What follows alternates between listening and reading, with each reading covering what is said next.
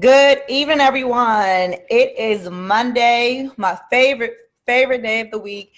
Mortgage Crush Monday. We are about to be crushing on some mortgages. We are crushing on mortgages this Monday, this snowy Monday evening. So tell somebody, tag a friend, tell everybody to jump on, log on. We're about to get started.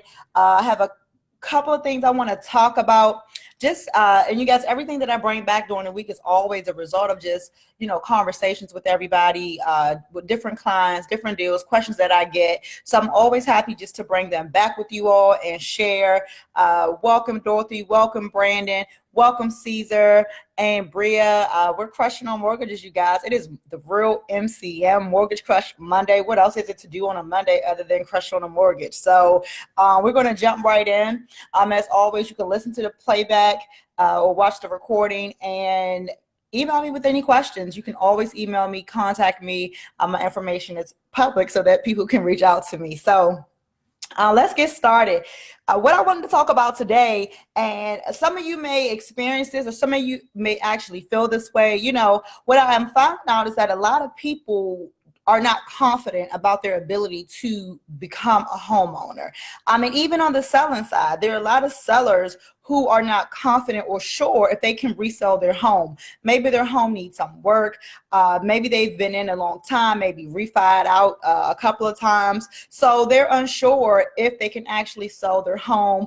And on the opposite end, buyers, in the Baltimore, DC, and PG area, there are a lot of people who are just unsure if they have the credit to be able to buy. So I'm just here really, the goal, my purpose of doing these Monday night lives is really to encourage you and to promote home ownership. And, even if it doesn't apply to you, but you know someone, tell them to long gone, pass on the information, pass on my number. I really want to help as many people as possible, just really explore the opportunities that's available to them to own a home. And so one thing that I wanted to talk about today is revolving credit. And I touched on this a couple of weeks ago, but I've had more than one conversation about, actually what that is and how it can help you improve your credit score. Welcome, Devon. Welcome. It's the real MCM, you guys. We are crushing on mortgages today. So back to revolving credit. What I like to say to everybody, remove payoff from your vocabulary when you're talking about revolving credit.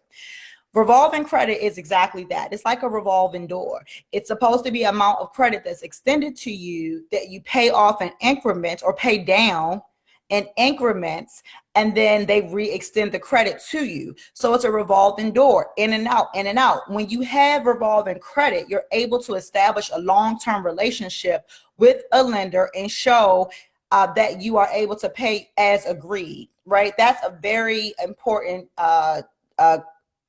comment. Let me say, call it a comment. That's a very important comment to have on your credit report with all your lenders and your creditors to say paying as agreed. So to get and have revolving credit, it's different from a car loan. Welcome, Damien. Welcome, Sharice. Welcome to the real MCM. You guys, we're crushing on mortgages today. Appreciate everybody for logging on. So back to revolving credit, it's different from getting a fixed line of credit or a fixed loan. For an example, a car. When you get a car, that car note is that auto loan. It's for, say it's for $10,000 or $20,000. It's set and spread over 5 years. Okay. And you'll also get pay as agreed on that. However, it's not revolving. You don't pay your car note every month and then have that money made available to you to go out and buy another car, right? You're paying on that set term loan. However, revolving credit gives you the money back, and it says, hey, go make another purchase. But let's see, when you make another purchase, will you pay it down again? So revolving credit holds more weight than term loans, and i.e. Automobile payments. I don't know why I got stuck just now, but for an example, automobile loans. Revolving credit holds more weight because it's a revolving cycle of money being extended to you. So what does that mean to you? Okay. What it means is that you want to go out and open a credit card. I don't care what your credit currently is. Maybe you had some charge-offs. Maybe you didn't pay that Comcast bill, or maybe you didn't pay, a credit card in the past. What you're able to do is to go and apply for credit building credit cards, okay? Credit building credit cards. Those include cards such as Credit One, okay? Credit One Bank, you guys can write that down. First Premier Bank, that's another credit building credit card. Lead, L-E-E-D, Lead Bank. Those are all credit building revolving credit lines that you can apply for if you have less than perfect credit, okay? Welcome, Nisha. Welcome, Kenyofu, and welcome, Sharice. Welcome, ladies. Welcome to the Real MCM. And so, build your credit. Use revolving credit. Don't go out and just get a car and get a car note, a fixed, a term loan. Go out and actually get some revolving credit. And if you have less than perfect credit, you can start off by having a credit building credit card, choosing any one of those people that I just mentioned. And there are some others out there. You can do your own research and figure out who those credit building credit card companies are. But First Premier, Credit One, and Lead Bank, those are ones that I know for less than perfect. And I'll put those in the comments for all those who come and watch this after. So again, the second way that you can get revolving credit is by opening a secure line, a secure credit card, okay? Having a secured line of credit. So maybe, you're in the 400s, okay? And you can't get one of the unsecured lines of credit from these companies. What they will offer you is a secured line of credit. What's a secure line of credit? Well, it still has the weight of that revolving credit, but what it does is say, well, you have to pay maybe $200 and they'll extend to you $100 credit. And they'll do this for, maybe 6 months, maybe 12 months, but they still want you to do what? Go out and use it. So if you have $100, go out and charge $10. Go put $20 in your tank, okay? Use about 20%, not over 30% of whatever amount of credit that's extended to you, and then pay that payment on it, okay? I actually recommend, I don't care if they give you $1,000. I'm recommending you still only charge, about $20 at a gas station, maybe an inexpensive meal. But again, having revolving credit, we're going to remove pay off from our vocabulary when we're talking about building our credit and establishing a good paying as agreed credit history. So I hope this makes sense, even to everybody that jumped on later. Welcome, Rashonda. Hey, Joshua. Hey, Karen. Welcome you guys to the Real MCM. We're talking about, how to rebuild your credit, how to, if you have less than perfect credit, being able to have a credit building credit card, whether it's secured or unsecured, and really just removing the term payoff. So I have people who come, they apply for a loan, and then, the lender will come back and say, well, hey, they have this old, cell phone account on their credit. The lender may have you pay it off, but they may not tell you pay it off that moment. They'll wait, because what happens is all old accounts, dormant accounts, when you pay off, those accounts become live and active and they report. So lenders don't want you to activate old accounts, old charged off accounts, okay? And so look on your credit report. You can get a free credit report from annualcreditreport.com. And look, if it says charged off, again, go to just setting up possibly a payment plan with them to show that you're paying it down. Paying down lines of credit will give you points. It will report to the credit bureau in a positive way, showing that you can pay as agreed. So you don't want to hurt yourself. Again, let's remove pay off from our vocabulary and add pay down to our vocabulary, so we can really train ourselves and understand that we want to establish a paying as agreed history so that we can boost our credit score up. And more, in addition to your credit score. So credit score isn't the only thing that a lender looks at to approve you, okay? There are things like alternative credit. Well, they'll request your rental history. So are you paying your rent on time, right? No matter what you're paying, are you paying it on time? They'll go back and get 12 months of rental history. There can be reasons why, it doesn't matter if you were late at one point in time, and it could have been 10 years ago. You'll have to provide an explanation for that. It could have been 5 years ago or 3 years ago. You'll have to provide an explanation for that, even if it had been paid down and then down to a zero balance. These are still things you'll have to provide an explanation for. So again, being in a position where you understand what's on your credit report, you understand that you want to pay down so that you can establish and build a plan as agreed and actually have the lenders report that you're paying down and not just going from no activity, from a dormant charged off account to you've paid it now to zero. That won't give you points, okay? So just teaching you guys, it's all a system.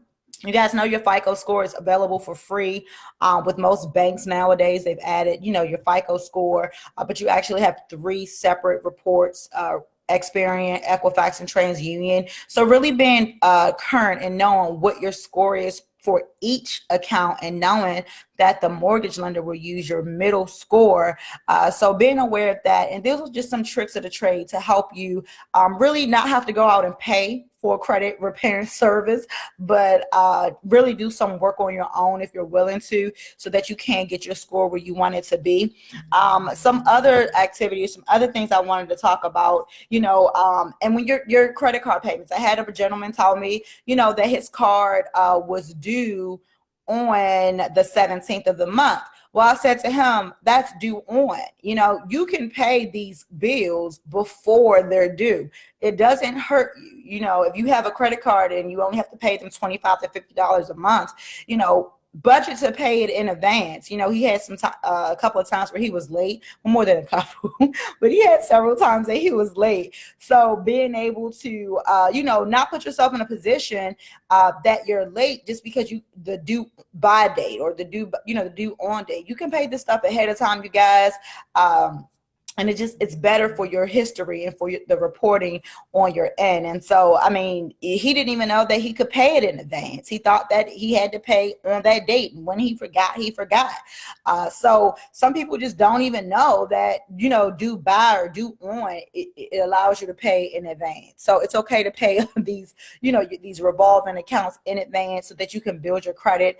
Other things that I wanted to talk about, in the Baltimore area, again, if you're in the Baltimore area and you are buying a home, if you're in the state of Maryland, you're buying a home, Maryland and Prince George's County area, you guys have the Maryland mortgage program, and they'll get $5,000 for probably like 10 different categories. Okay. If you're in Baltimore, you guys can use not only just the Maryland mortgage programs, but you can also use the Baltimore City specific programs, again, which will allow you to walk away with no money. It requires a minimum of $1,000 to be out of your pocket. So you literally can move and purchase your new home for $1,000 through programs available right for you in your city right now, available to you, and you still have a mortgage. It was, within your budget.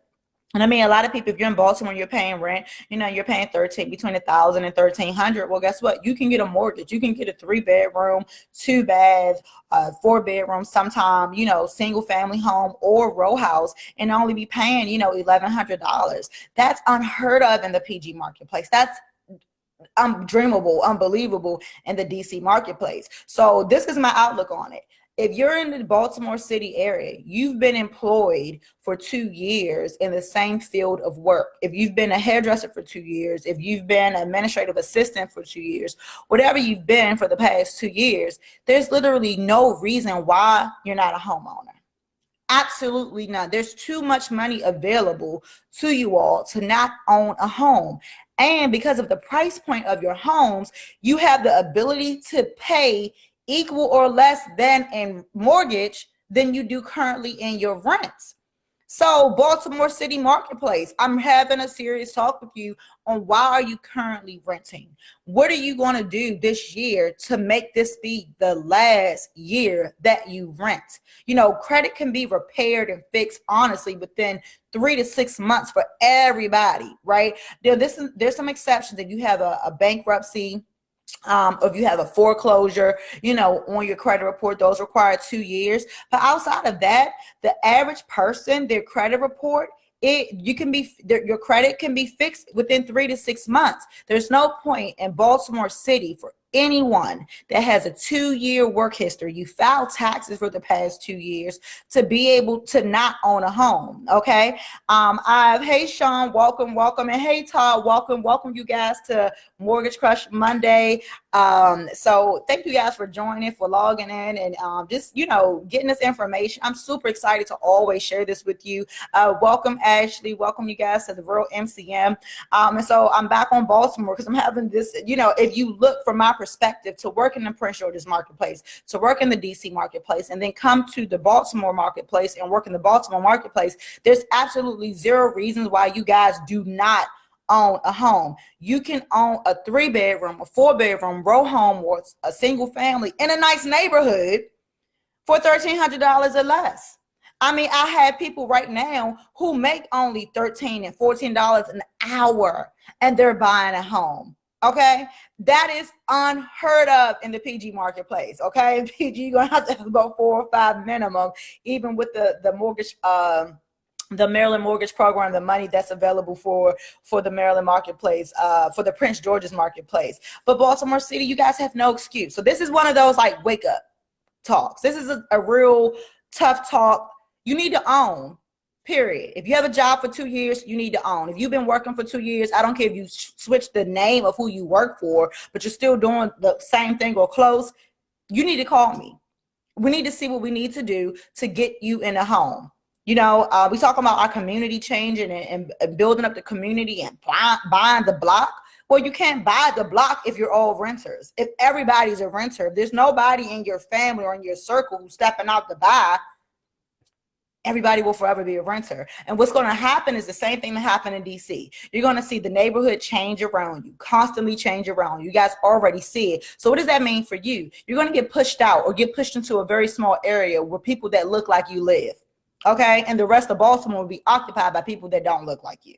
Okay. Not by Baltimore natives. There'll be people moving in from out of state, being and living in the same road that you used to live or the same block you used to live, but there'll be homeowners, not renters. Okay, so this is a real talk, and I just felt like I had to be very blunt and very straightforward, for the Baltimore marketplace. You guys, again, you have it sweet, and going down to the PG marketplace, you're in a middle price point, right? DC being most expensive. If you want to own a home in DC, you're looking at a minimum of like about $400,000 for a already fixed up home to live in.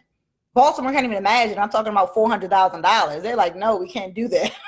But DC, you're looking at about a $400,000 price point, to be able to buy. And that mortgage, we're talking about over $2,000 to be able to own your home. So most times in DC, that does require 2 people. Or, what I offer one of my recently qualified buyers is to have, I'm sorry, hold on, let me see. Do it have to be 2 years if you're only working for 1 year?